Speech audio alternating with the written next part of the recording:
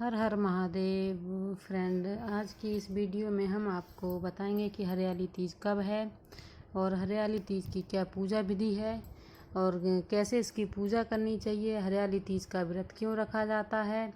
तो हरियाली तीज से संबंधित सभी प्रकार की जानकारी आपको इस वीडियो में मिलेगी। वीडियो को पूरा देखिएगा।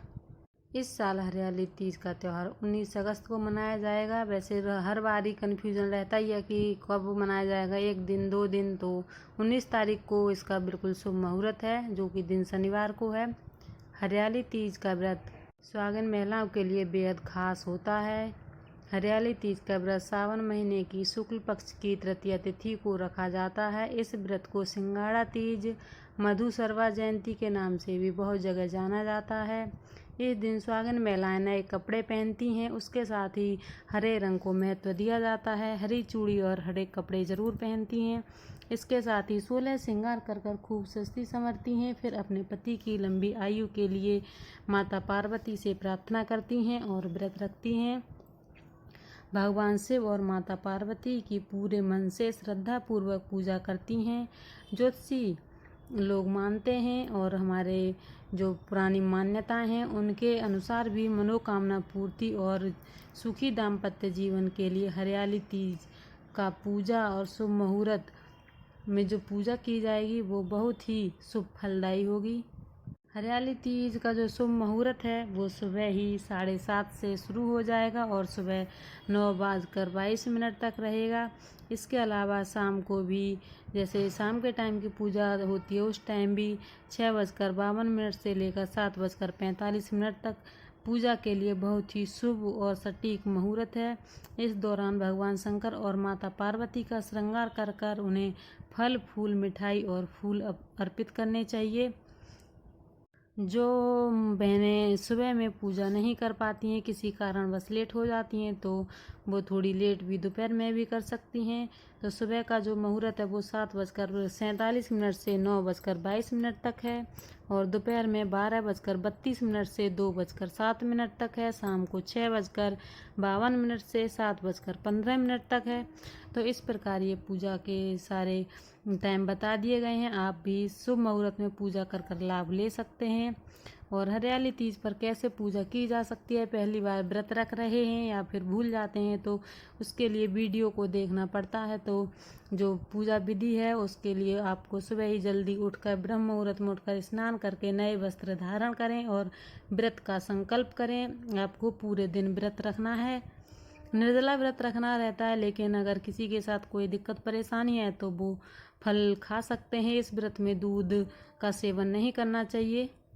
महादेव और मां पार्वती की मिट्टी से मूर्ति बनाएं। लाल कपड़े पर उन मूर्तियों को स्थापित करना चाहिए। माता की थाली जो होती है, पूजा की थाली में सभी सुहाग की चीज़ें माता पार्वती के लिए समर्पित करनी चाहिए और बाद में वो किसी ब्राह्मण के लिए दान कर देनी चाहिए। महादेव और मां पार्वती को वह चीज़ें अर्पित करें जो कि माता पार्वती और भगवान शंकर जी को प्रसन्न हैं। महादेव और मां पार्वती का ध्यान करें और तीज की कथा को व्रत करते टाइम जरूर करें और फिर अगले दिन इस व्रत का पारायण करें। इस प्रकार से ये सारी पूजा विधि आपके लिए बताई गई।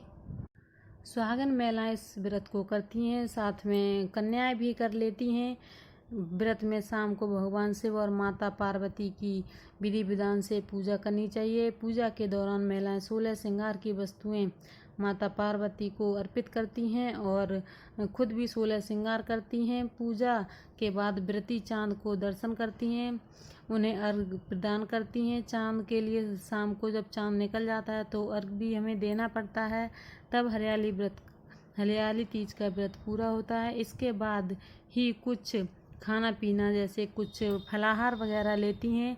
इस दौरान बिना चंदा के दर्शन के ये व्रत भी पूरा नहीं माना जाता है। हरियाली तीज के व्रत का महत्व भी आपको इस वीडियो में बताएंगे। तीज का व्रत रखने का क्या महत्व है।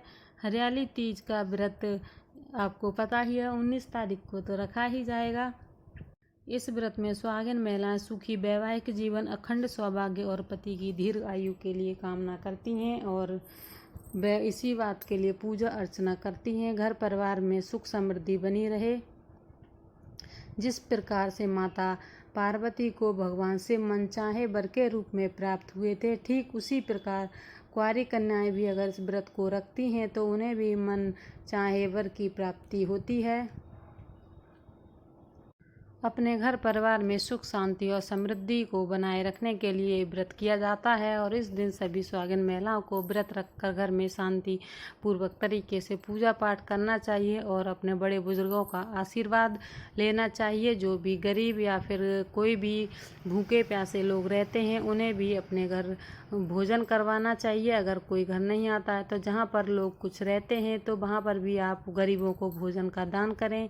कपड़े और जो भी अपनी सामर्थ्य अनुसार है आप दान कर सकते हैं। और सावन का महीना बहुत ही पावन और पवित्र माना जाता है माता पार्वती और भगवान शिव की पूजा करने के लिए। तो सभी माता पार्वती और भगवान शिव का आशीर्वाद प्राप्त करने के लिए ज़रूर भगवान शिव जी और माता पार्वती की पूजा करें और अपने जीवन को सफल बनाएं। राधे राधे।